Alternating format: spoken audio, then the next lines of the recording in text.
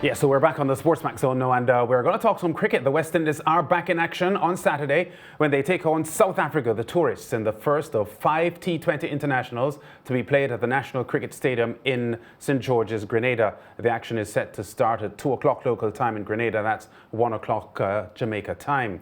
Now, the defending T20 world champions, West Indies, are a lowly 10th in the ICC rankings, with South Africa above them in 6th spot. So difficulties here for the West Indies going in against a team that on current form is a little better off than they are. The West Indies vice captain, Nicholas Pooran, had something to say. We may get to that shortly, but the captain of the South Africa team, Captain Themba Bavuma, is set to lead his team in a battle after recovering from a hip injury and also a dislocated finger that caused him to miss the Test series. Bavuma says his team will be boosted by the result on the recent Test series between the teams. Series obviously went exceptionally well, and I think some of the outcomes out of that series is the momentum and confidence that the guys would have gained, and as much as it was a different format, but quite a number of those test guys are involved in the T20 stuff, so I think it's only natural that we'll carry that confidence into this T20 series. As a team, we've had various conversations, discussions. We've exhausted them in terms of the type of cricket that we'd like to play, and now we have an opportunity to really test all of that against a strong, experienced T20 outfit. West Indies are an obvious favorite when it comes to the T20 World Cup. So, I mean, for us, I guess it's fortunate that we are able to test our skills against their skills. And I think as well, it will give a clearer picture and understanding of the guys who feel will be able to do what's needed to be done come the World Cup. Yeah, that's Themba Bavuma, the captain of the South African team. Nicholas Pooran is the vice captain of the West Indies team, and he spoke to reporters as well ahead of the game. We have all our senior players back, with the inclusion of Russell. I think we have the most excited T20 players in the world back together in one team. A lot of teams would love a team like this, players like this. So from a confidence, everyone is gelling really good. We had 3 good practice sessions in Grenada here. The weather has been kind to us as well. So we are thankful for that, and the confidence is good. I just believe that we are building towards the World Cup, and we have to function as a team. Everyone know how good Chris Gill is, at Russell, at Pollard, Duane Bravo, and the rest of the guys. But at the end of the day, if we can believe in each other, that is really important for us. I think we have 3 series before the World Cup, and it's been a while. We've been together for a long time. So we have chance to mingle, we have chance to look out for each other, we have chance to learn about someone better. So to me, it's not all about the cricket, but it's how much we could look out for each other, how much we can be a team. At the end of the day, you don't win a World Cup by one person performing or 2 person performing. It's by everyone playing their part, and that's our key. Our key is to look after each other, be as honest as we can with each other, and then the results on the field will take care of itself. Because at the end of the day, we all want to perform, we all want to win. But I know the team is putting in a lot of work. Everyone is doing what is required, but we're not focusing on the results. We're focusing on what we can control.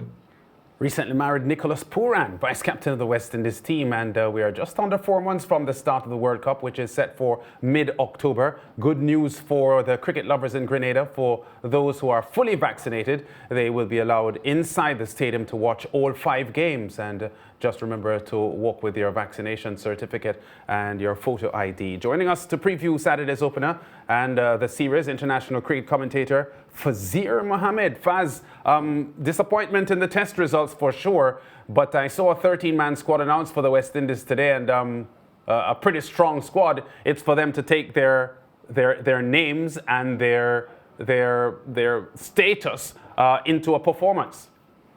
Absolutely, Lance, and that is the important thing. It's all well and good to have all these star players, and I think Nicholas Pooran pointed out that as well. That yes, they want to win. Nobody's saying that you're going to a 5-match series or any series wanting to lose. But the most important thing is for them to get everything together, to gel well, because this is the countdown to the World T20. And as you said, we learned today that it's tentatively set from mid-October to mid-November, right after the IPL. And as we heard from Puran, this is probably one of the few times that they'll be spending so much time together, this entire squad. Of course, 15 T20 matches. Some will also be involved, of course, in the ODIs, the 3 ODIs with Australia. So it's really an excellent opportunity. Yes, you would like to see them get off on a winning start, but more importantly, you want to see all the players, whether the seniors, the juniors, the emerging talents, even some of the French who are not in the squad. Because remember, there were 4 West Indian players who were involved in the PSL team.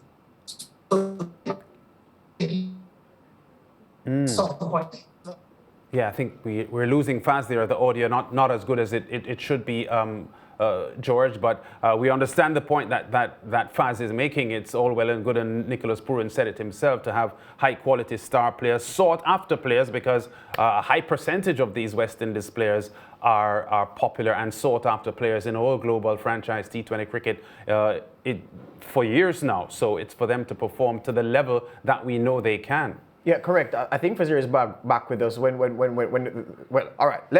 Here's what I wanted to do, yes. Lance, while we work on getting Fazeer back. Oh, we understand he's back. All right. Yeah. Let's go back. Yeah, Faz, you were saying we lost you for a moment. Yeah, well, maybe that was a malicious. It's not cooperating. It's not cooperating. Right, here's what I wanted to point out, Lance, and as we work to get the gentleman Fazeer Mohammed back with us. Yes. Of the names that the vice captain mentioned, Nicholas Puran, just now, I just wanted to give the viewers an idea of their productivity and give their record against South Africa as a guide as to what they're likely to produce in this series of 5 games if they play all 5 games. Christopher Henry Gill, you wouldn't be surprised to know, Lance, sits at the top of the run-scoring chart in historic T20 series between the teams. There have been 3 T20 series between the West Indies and South Africa, 1 drawn. The West Indies have won 1. The South Africans have won 1. They haven't played in a T20 series since 2016. Chris Gill is by far, and when I say by far, almost double, well, not almost double, but significantly more than the man in second. He has 307 runs from 7 innings against the South Africans in T20 international cricket. He has an average, Lance, of 43.85, 1 century, 2 half centuries, and he has a strike rate against the South Africans of 195. At 307 runs, he is 141 runs more than the man in second, who is Faf du Plessis, who isn't involved here. So Chris Gill, that's his record against South Africa, the leading run scorer in games between the 2 teams in T20s. Yes. But Duane Bravo has played 10 T20s against the South Africans for West Indies. He has aggregated only 140 runs. So that's an average of 15.66, no centuries, no half centuries. Kyron Pollard, the big skipper, 6 games against South Africa at the T20 level, an aggregate of only 80 runs, an average of 20, and a strike rate of 112. Of course, no half centuries, no centuries in that. And then we go down to Andre Russell, who in 4 games against South Africa has managed a total of only 36 runs, a highest score of 14, and an average of 9, strike rate of 138.4. So Chris Gill apart, the big names that Puran spoke about and the big names that anybody would talk about when it comes to West Indies cricket, they have a debt to pay where performance and output against South Africa in T20 cricket is concerned. Perhaps it is that those boys will start to get some chips to collect, to cash in after this series. But Gill apart, nobody else has impressed against the South Africans with the bat. Yeah, I want to make the point, though, that at stake here is a spot in the World Cup squad. And everyone wants to go into the World Cup, and they see this as an opportunity to make that happen for them. So here's the 13-man squad announced today by the West Indies for the first 2 matches in the series, just matches 1 and 2, the CG Insurance Series. Kyron Pollard, captain, Puran, the vice-captain. Fabian Allen, who was playing in the Pakistan Super League a couple of weeks ago. Duane Bravo, Fidel Edwards, Andre Fletcher, Chris Gill, Jason Holder, Evan Lewis, Obed McCoy, Andre Russell, Lendl Simmons, and Kevin Sinclair, the young Guyanese.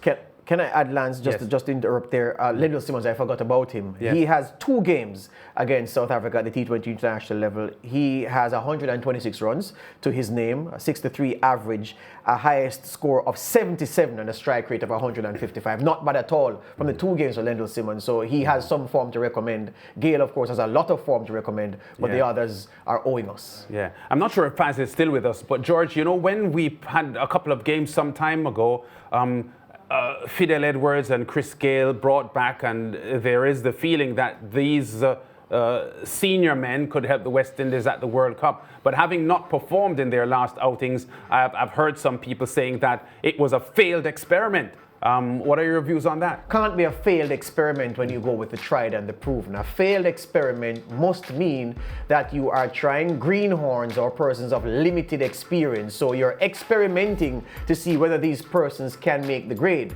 When you go to Chris Gill and Fidel Edwards, you are going to the tried, the tested, and the proven several times over. There's nothing that Chris Gill has to do to prove to you that he can cut it at the top level. What he has to do is to show that he can be consistent in delivering at this phase of his career. He's in the dying embers of his career, we all know. So too is Fidel Edwards. But these guys are proven campaigners. Chris Gill is a course specialist. But like every course specialist who's been around for a while, there comes a point where consistency is elusive, and that's what the issue is for Gill. But can he score a century in a big game against a big team at T20 match? Yes. Can a young player do that? We don't know, because he doesn't have that in his background. There's no back class to recommend.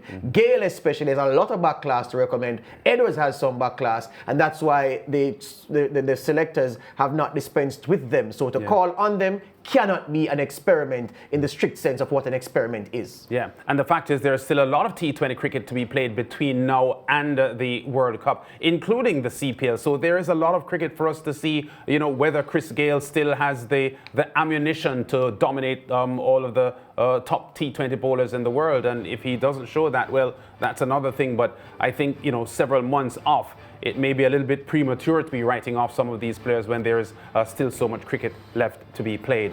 We have a lot more still to come on the SportsMax Zone, including the Copa America, which moves into high gear with the closing off of the group stage over the weekend. And then we go into the knockout stage. We'll be back with that and more after this break.